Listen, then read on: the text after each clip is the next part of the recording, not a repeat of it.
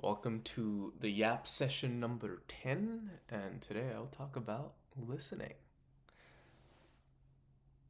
Sitting there and just listening to the world, I feel like is one of the most powerful things you can do. Listening to people. Um, I've done a lot of training with Art of Accomplishment, and the main thing that you learn in Art of Accomplishment is learning how to listen. And it's so powerful. It's so fucking good. Because when you learn how to listen well, people just like tell you things, and connection comes really easily. Um, and I think my experience of healing as a whole is it's a deep act of listening to yourself.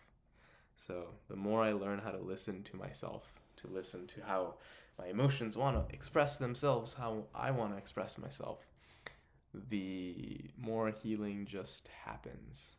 Um, in a way, meditation, like all my meditation practice, is a deep listening practice. And I really, really enjoy Art of Accomplishments frameworks for these of like being really vulnerable with yourself, being impartial, letting things happen as they will, being empathetic, as in like letting yourself feel your feelings, um, and being in wonder, which is like curiosity without an end, just like being open ended, letting things and being in this question, living in the question, and learning to just like stay in that state of deep, deep listening. There's so many little experiments you can run to learn how to listen deeper. I really love just like little cues to learn how to listen differently. One example is as you're listening to me, you can just listen, but you can just listen as you pay attention to my face, the expressions of my face, the smile in my face, the like how I move my face, like the entire video, you could just look at my face and like determine what's happening for me through my face.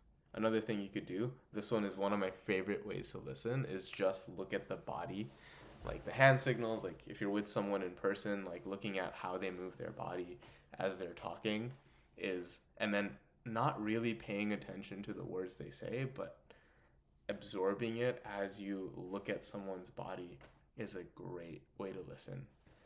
And you get like so much more information, and then you learn how to attune to a different layer of their being.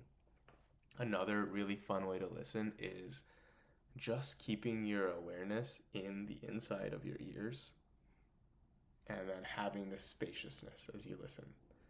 There's like this openness that naturally comes about when you listen from that space and you absorb things like really differently. Another little experiment I love doing while listening is listening for the spaces in between someone's words. So as someone is talking, they're going to have pauses like I just did there. And if you just listen for the spaces in between someone's words, even in the vibrations of the words I'm saying, like listening for the space in the words themselves, the quality of listening is going to be different. You're going to experience it differently. You're going to absorb it differently. And it's like an experience onto itself. Another one is just like keeping 5% or 10% of your awareness in your body and listening from that space. Adi Ashanti had this amazing one, which is also one of my favorites, which is like imagining that you are an empty vessel. You are completely empty. And from that emptiness, listening to what is being said. It's so good. Highly recommend that one. It is so good. Another way of listening. What's another way of listening? I love listening to someone's tone and musicality and being like, oh, if I just listen into the tone and intonations of someone's words, how do I perceive them? That's another layer of listening. There's so many awesome ways to listen. And then the better you get at listening, the more you pick up the like what's actually being said in the conversation. I feel like everyone is always talking, but really like there's always like the thing that they're saying is that they are. Like I am.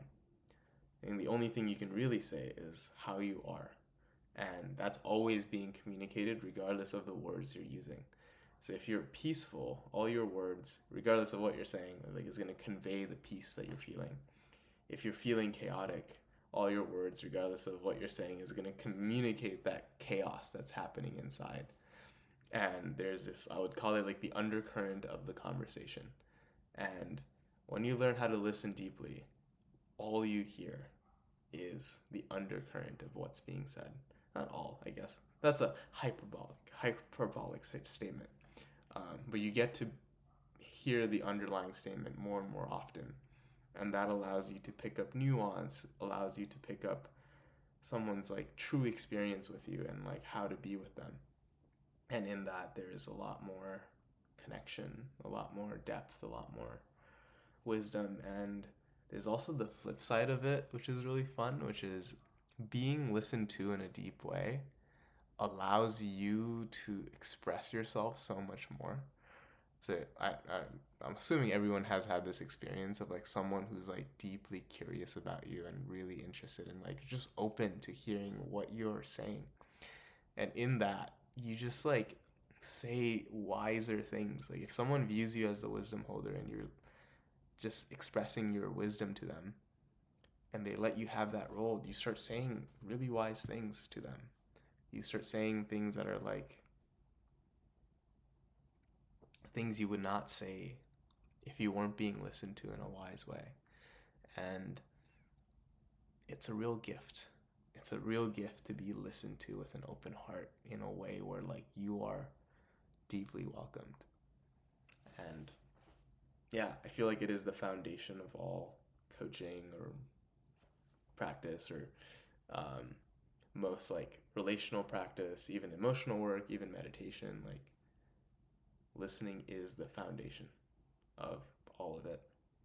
And when I was having done a lot of art of accomplishment training, I think you spend the first 6 months of year 2 listening, the first 6 months of the training of the first year, almost first 6 months listening.